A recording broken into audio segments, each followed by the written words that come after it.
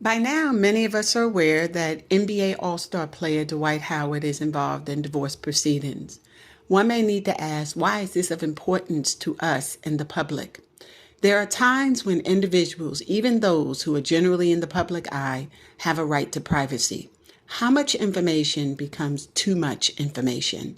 That's what I want to discuss in today's episode. The right to privacy. There's no mistake that athletes are considered public figures. But what does that look like when it comes time to weigh in? When is too much information too much? And at what point in time are they obligated, or do they understand the obligation of their actions as it relates to becoming private matters that ultimately become the matters of the public? The issues surrounding Dwight Howard are convoluted, complex at times, because we recently recall 2 years ago, he faced an assault charge in a civil case in which a young man that he met online alleged that he was engaged in a sexual relationship with him. Mr. Howard said that the relationship was consensual. The individual, however, said that it was a non-consensual relationship. I spoke out about this about 2 years ago on a podcast, and I'm not here to ever judge anyone who makes accusations of sexual abuse. But I don't know too many people that take a vehicle to go to a person's home in the wee hours and stay at that person's home and then wait that many years, months, dates, or hours and pass hospitals along the way without ever receiving the medical services necessary to restore them to their status quo. I don't know too many people who actually will then take a vehicle from that person's home. And someone then said to me, you're not around a lot of people who have been assaulted by athletes. And my response to that is, no, I'm not. But I also believe in accountability and responsibility, no different than when I spoke out about the young lady years ago who made accusations against the former heavyweight Michael Tyson. When Mike Tyson faced those allegations, I asked the same questions then and now. Who goes to an athlete's home or a hotel at 3 a.m. in the morning, 1 a.m. in the morning? Is no different than many of the accusations being lodged through the Me Too movement, where many of these women, you show up in a hotel with a man you met in a club and you want to talk production work for the next casting? Really? I pause to give you opportunity to think. I'm about accountability and responsibility, and that means my personal and professional life as well. I think all of us could put ourselves in predicaments wherein we too can become Me Too, right? But there are things that we have to do along the way, whether male or female, notwithstanding one's orientation. And so most of us didn't know about the private life of Dwight Howard. We just knew him as a 3-time NBA All-Star. We knew him as someone that we had deemed to be legend-bound, a future Hall of Famer. Many of us were not aware that he had been engaged and or having bisexual relations, which he defines as quote-unquote being freaky. And guess what? Does he have the right to do that? He does. The privacy of Mr. Dwight Howard's home is just that, his. There's just too much information out there. How important, and I say that respectfully, is the sexual lives of most of the professional athletes. And I want to say this with all due respect. Let us be honest. Most women would not take an interest in any of these athletes but for their athleticism, but for the checks that they get. Enough said. I'm not being disrespectful. I want you to think about that within the context in which it's stated and the content in which I'm presenting. For many of them, they are not, for the most part, the GQ front page, cover page gentlemen. They're not. And so where am I going with this? Am I suggesting that when you get with a baller, you get what you get? What were your intentions when you got with him? If your intentions was to love this man, then you're telling me that less than a month, a year into the marriage, you already won out? You said, what do you mean a month or a year, Lisa? You don't have your facts together. No, you don't have yours. Because within the year, there's already been three petitions for divorcement. And I'm going to say the same thing now that I said when I covered the story of Allen Iverson and Tawana Turner Iverson. And it will be forthcoming in Ron Ball, the Allen Iverson way. Trust that. It's still on its way. We respected the fact that Mr. Iverson pursued his memoir and that he pursued his version of a documentary. That's his story. Ours is history. Okay, we love AI, you know that. But Allen Iverson's story is also convoluted, but the blessing of his story is it expands social movements, even issues like Me Too, even issues that prompted Magic City to think that they could be partners with the NBA Atlanta Hawks. All of that is Ron Ball, the Allen Iverson way. All of that it intersects with his personal and his professional life. But I brought that up for a reason. Within a year of their marriage, they had already been engaged in physical altercations, mental, emotional, and psychological abusive issues and allegations. When is it time to call it quits? When is it time to say, I'm going to stick this relationship out? And that's one of the things I looked at when I looked into the allegations raised in Mr. Dwight Howard's divorcement, because I like to take these issues and not utilize them for gossiping purposes. But how can we utilize this in terms of educating and edifying our listening audience? Today, I'm not live, if you will. You've pretty much seen me live, and I'm working on that so that it become a regular for me. I'm trying to see what works and what doesn't work in that space in terms of presentment, time, maybe even changing the date has been suggested to me. So I'm looking into some different things. I usually had Tuesday. Someone else who I like to watch, Savannah James, got Tuesday with Why Is Everybody Crazy? And so, yeah, I added the why. She says everybody crazy. I would say no love, just you. But, you know, you do what you do. Nevertheless, she has Tuesday. And so what I like to do when I'm in this space is not try to be competing, even though I had Tuesday. And that was what we were presenting ourselves when we came out. Then she and LeBron came out and said they were going to take Tuesday. Okay. All right, King and Queen. Tuesdays is yours. You know what we mean. Anyway, that being said in my Cardi B voice, okay? Thank you. You know, we're out here to play. I know she mad Magic City didn't get to come forward. Right, Savannah? I know. Okay. Anyway, I had to throw that out there. Let's have some fun for two individuals who on paper have been married a long time, respectfully. But we've also heard allegations of infidelity and the like in their relationship, right?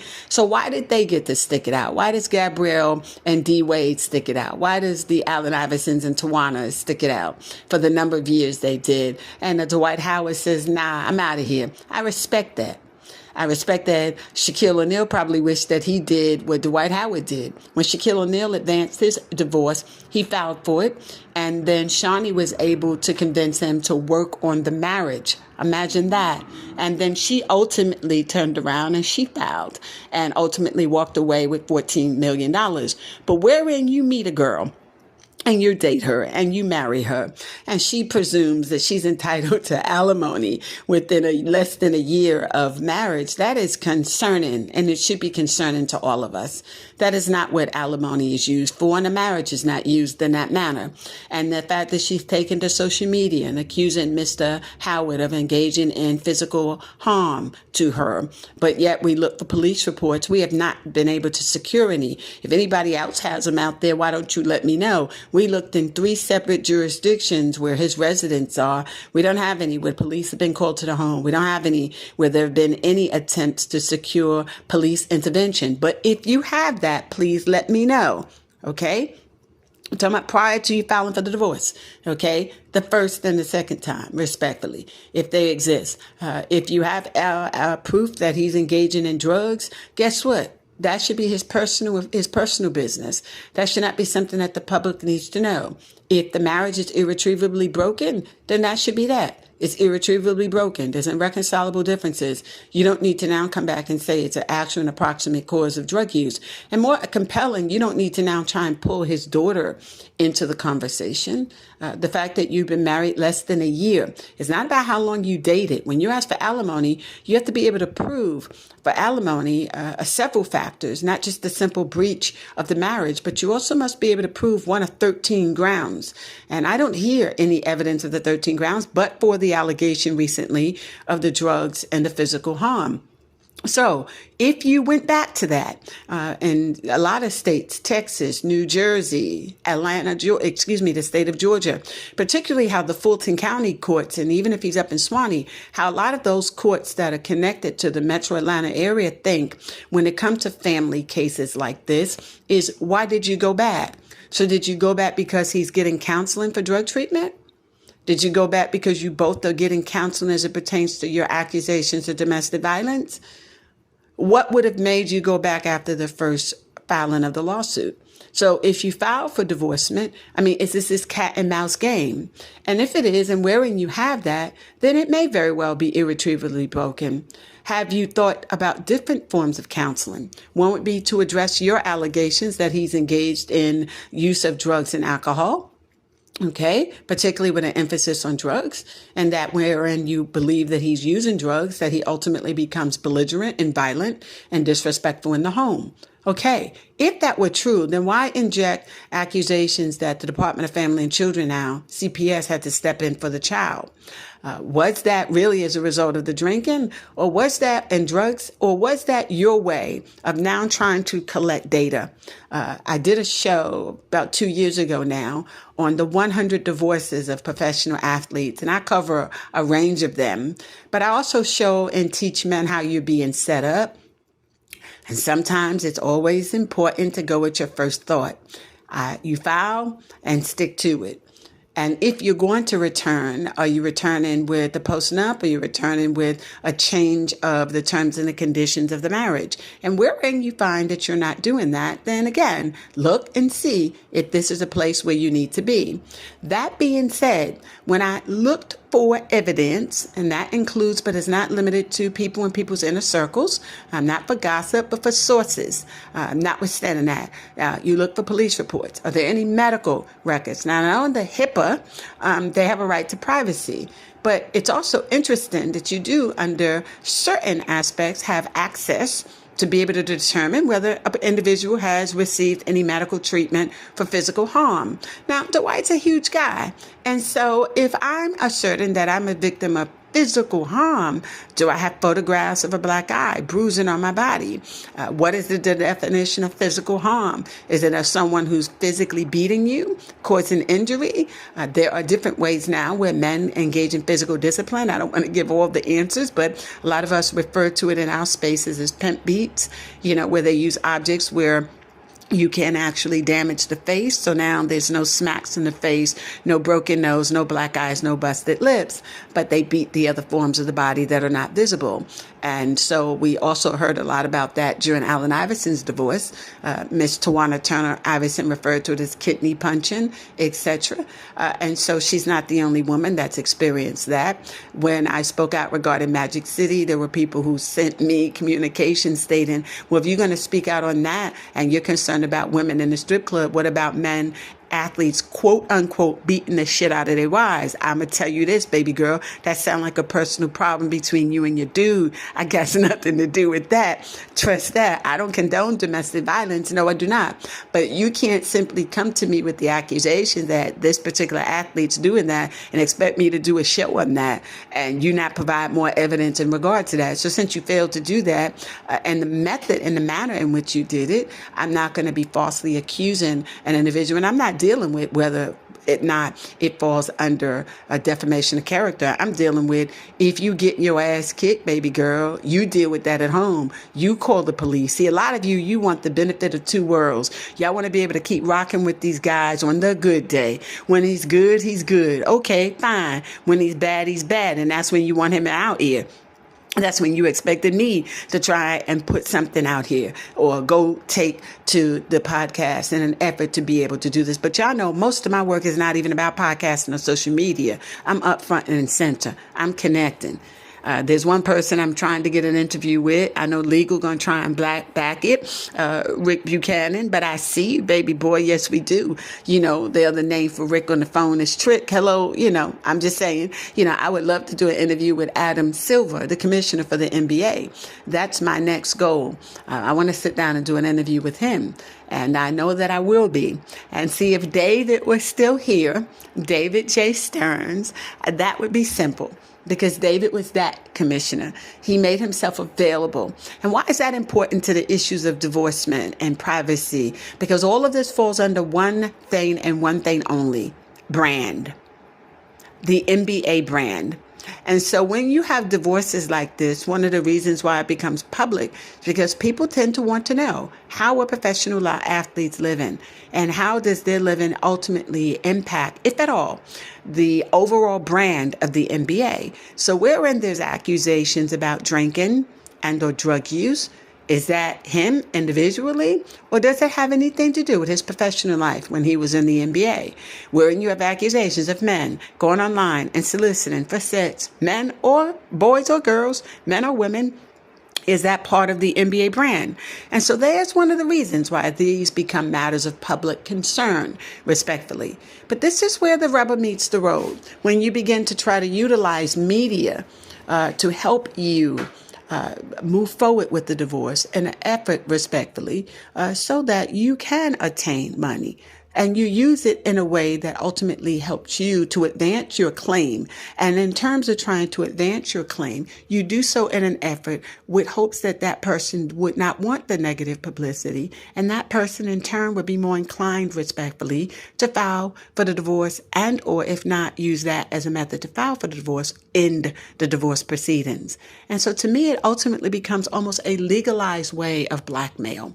When we want the Page Six and we want the People magazine, and we want these others in the spaces of sporting news and the likes to cover stories of divorcement, we need to be careful how we move in that. Unless it's being done in a method to edify people about filing for divorce, people about abuses that are sustained, giving them information that could assist them with regard to navigating divorce proceedings, not simply through the lens of the legal, but what does it mean for you as the man or the woman going through divorce? What does it mean in terms of your mental state, emotional state, psychological state? How much, if at all, information should the public ever know about what's happening in these private lives? Again, tying that back into the NBA. This is why when you hear Aisha Curry make comments about her marriage to Stefan and what she thought she could and would be in that marriage, there are times when people tell her, quiet it down, because Stefan is a brand.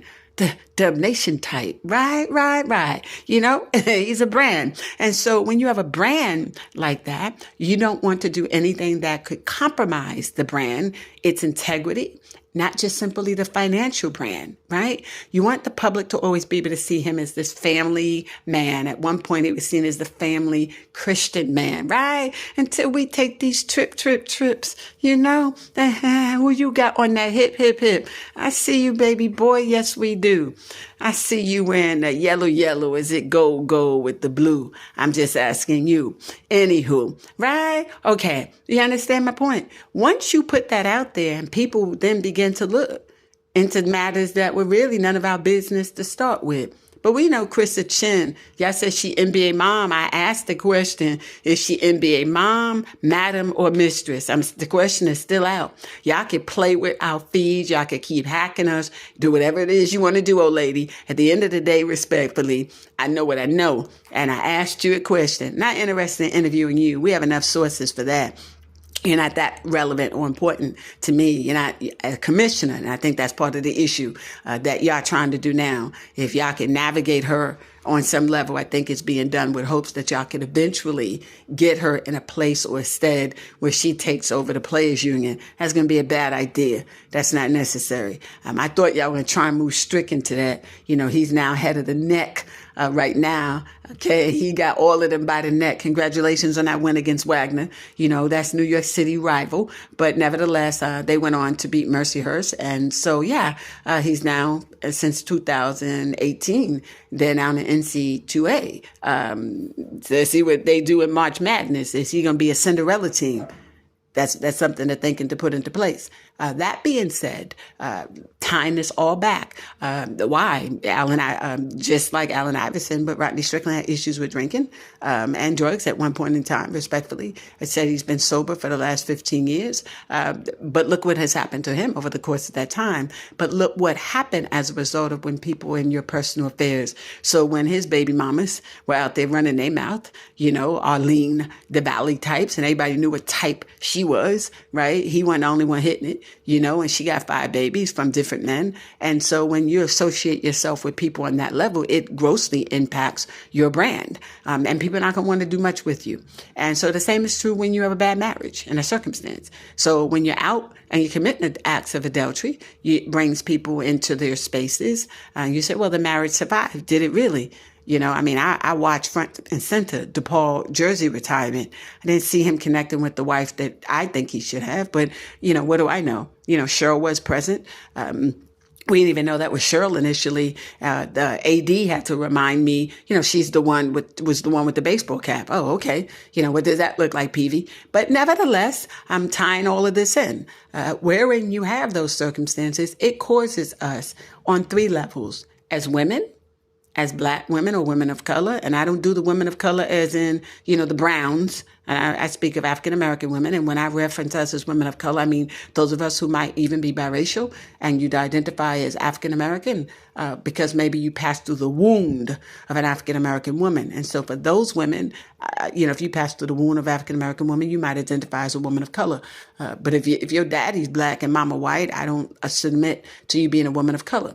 So that's the second. But the third reason is when you're in this space of branding and marketing and trying to elevate and leverage what it means to be in the world of sports, we will also be careful about the narrative that we create. And I'm a little overprotective in part, I say this respectfully, of the brand of our men in this space, right? Got mad love for Luke Cornett for what he did with San Antonio Spurs. I really, really appreciate and value you. But also look at what the branding is. Look at Luka right now. What is it going to do for his brand to know that Luka has this beautiful woman who is this mother of 2 of his children, and now he's out front and center. So the publicists and others want to say that he's in this relationship with a Hollywood actress. Right? And so now you have this movement transpiring where people are saying, well, what happened to your day one? What happened to the mother of your children? There's 2 of them. Branding is important in this space, and you gentlemen know that. So it's critically important when people have seen you one way, as this Dallas Maverick, going to the finals, playing even when he's injured, right? It was inspirational. Again, I did a show on that in the finals. I thought this was wonderful between him and Curry. Both of them had been through, and look at what they were able to do, coming through injuries personally and professionally to their reputation as well as their brand. And then here they are now, and they make it to the finals. And now you're being traded. I'm trying to tell you something. Owners are very, very careful about what happens with their players. And owners, when they have an opportunity to protect their brand as an owner of a franchise, a team, will trade a player if they have to. They hear things too. So when you start saying, how did this athlete, a number 1 player, how did this athlete, an all-star, get traded? Who would want to trade this athlete? A lot of it, people start hearing things. Like this person's committing adultery. This person has a child out of wedlock. This person has a problem with drugs and alcohol. This person's extracurricular affairs is of interest to us. And so ultimately you find that individual is traded. And you're saying, how? How could that have happened? It's because of situations like this. And so I know a lot of you submit to your NDAs and confidentiality agreements. But where a lot of you go wrong is your confidentiality agreements are not enforceable. They're not enforceable. And ultimately, many of these young women and these older women alike are saying the same thing. They didn't have the opportunity to consult with legal counsel. They didn't understand the terms of the conditions and or that it was done under fraud or duress. So wherein you have accusations like that made, it causes you to question whether your NDA is in fact enforceable. And if it's not, everything that takes place within the scope of your relationships are going to be made public. And that's that. I have a place in my heart for the Dwight Howards of the world. And I know that he went forward to state that he had a bisexual relationship. That's his personal business. But I look to what people like him have come through to get to where he is. And so I pray that everything for him goes well. To think that people may be taking advantage of his circumstances, to think that he may have even moved forward with the marriage as a way to kind of combat the issue of bisexuality and his legacy as an NBA player, because homosexuality is not permitted, and to accept it widespread publicly in the NBA, and rightfully so. I'll say it clear. I'm a sports avid. I'm a man's man, that kind of mentality, but what you do bisexually, that's your business. But as a woman, I'm a man's man, meaning, you got to be a man, and that's that. And I think we have all the body parts to satisfy that. And if you need anything else from anybody else, then, go about your business with that. And I don't do anal. It never did. But my point, what I'm saying is there are enough women out there that could give you everything. And so if you find yourself in these relationships with another man and for anal sex, what have you, and you decide to get married thinking if you do that, that will maybe she serve as a beard for you, or if it's bisexuality, then she's serving in that capacity as well. And they understand that. They sign up for it. Look at de Blasio in New York. He and his wife have a similar marriage. They're beards. They're public about how they move now. And there are people that do that. He's the former mayor of New York City. There are people that do that. And as long as you have willing participants and they know what they sign up for. But wherein they don't, then that's a problem. But one of the things I like about him is that he was honest. This is who I am. And when a person puts themselves out there like that and they say to the public, this is who I am, he quote unquote has a freak in him, like him, love him or hate him, then should that impact his ability to enter the Hall of Fame? Should that impact his ability to identify with the NBA's brand? Should that impact his ability to attain sponsorships and the like, as being one of the best to play the game when he played? And so was getting married maybe part of that? And then you have this woman that you marry, and she's so public, respectfully, about all the pitfalls of the marriage. One would think you don't need an NDA or confidentiality agreement for you to just keep your mouth shut, and just enjoy the man that you have or the woman that you have. But ultimately, nowadays you do, because everything comes down to the money, and people think if they talk enough, they will ultimately speak it long enough to get you to sign a check. I hope that he fights that the same way he fought the battery case. Yeah, say no more. That case got quote unquote dismissed. And so it was dismissed. And so obviously there was a settlement. He could say it wasn't, but if you follow cases long enough and you research long enough, when cases move forward, it's dismissed with prejudice, which basically means the charges could be presented again. No, without prejudice would mean that this person could file again. If it's dismissed with prejudice, it means they cannot refile litigation. And so, but you can also do that in a way and still have received the settlement. If in fact he did, I think it would have behooved him to simply go public and just say, I settled the terms and the conditions of these allegations, not through the lens of my having any culpability or liability, but through the lens of just protecting my brand and that of my family, and that it was just time for me to move on.